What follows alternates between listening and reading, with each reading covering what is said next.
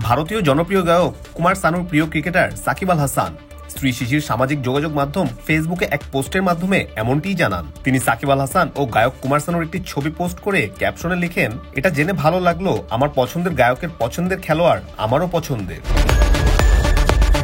সাকিবের কদর দেশের বাইরে রইলেও নিজ দেশের কিছু মানুষ সাকিবের কদর বুঝছে না। সাকিব বর্তমানে রাজনৈতিক পথ পরিবর্তনের কারণে দেশে ঢুকতে পারছেন না। দফায় দফায় এনে বৈঠক হলেও মেলেনি সুষ্ঠু সমাধান, কেননা সাকিবের ইস্যুতে বোর্ডের খুব একটা কিছু করার নেই। তবু শুক্রবার বিসিবি সভাপতি ফারুক আহমেদ জানান, সাকিবকে খেলাতে মন্ত্রণালয়ের সঙ্গে বসবে ক্রিকেট বোর্ড। ফারুক এ ব্যাপারে আরো বলেন, এখন যে অবস্থা, গত কয়েকটি সিরিজ সে খেলেনি, সবশেষ ওয়েস্ট ইন্ডিজ সফরেও ছিল না, তার জন্য কঠিন চ্যাম্পিয়ন্স ট্রফিতে খেলা। সাকিবের সঙ্গে আমার নিয়মিত কথা হতো, গত কিছুদিন কথা হয়নি, সে অবশ্যই খেলতে চায়। এই বিপিএল এর মধ্যেই ওকে নিয়ে কিছু একটা করতে হবে। সাকিবকে নিয়ে আরেকবার চেষ্টা করব চ্যাম্পিয়ন্স ট্রফির আগে, এটা নিয়ে মন্ত্রণালয়ের সঙ্গে কথা বলবো। ফারুক সাকিবের ব্যাপারে প্রেস বক্সে সাংবাদিকদের আরো জানান, সাকিবের ব্যাপারটায় গভর্নমেন্ট যদি একটা ঠিকঠাক সিদ্ধান্তে আসে তাহলে ব্যাপারটা সহজ হয়ে যায়। তার উপর সাকিব তো এখনো রিটায়ার করেনি। অ্যাকচুয়ালি সাকিব এখনো তো রিটায়ারমেন্ট হয় নাই, মানে তেমন কোনো কিছু হয় না সাকিব। যদি কোনো ওর যে ইস্যুগুলো আছে সে তো মাঝে মাঝে মন্ত্রণালয়ের সাথে কথা বলে কিভাবে ওইটা কি করা যায়। আর ওর যে জিনিসগুলোতে আমার হেল্প করার কোনো ব্যাপার নেই, এটা আমি আগেও বলেছি, এখনও বলছি।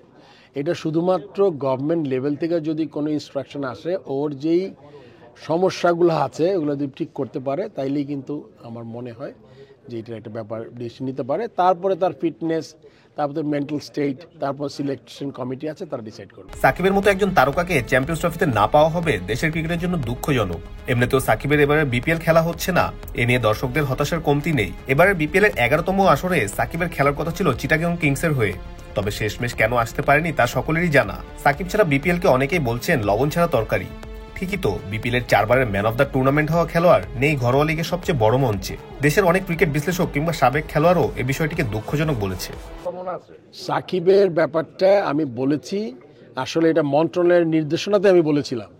মন্ত্রণালয় যখন বলেছে, কিন্তু আমার আগে কিন্তু অ্যানাউন্স করেছিল আমাদের যে স্পোর্টস অ্যাডভাইজার আছেন, সে বলছেন সাকিব খেলবে, দেখবে গভর্নমেন্ট তার যে ব্যাপারটা সমস্যাটা দেখবে। তারপরে যখন পরের দিকে লাস্টে যখন আসলো যে এটা আপনার একটা সিকিউরিটি থ্রেট আছে, তখন বন্ধ হয়েছে।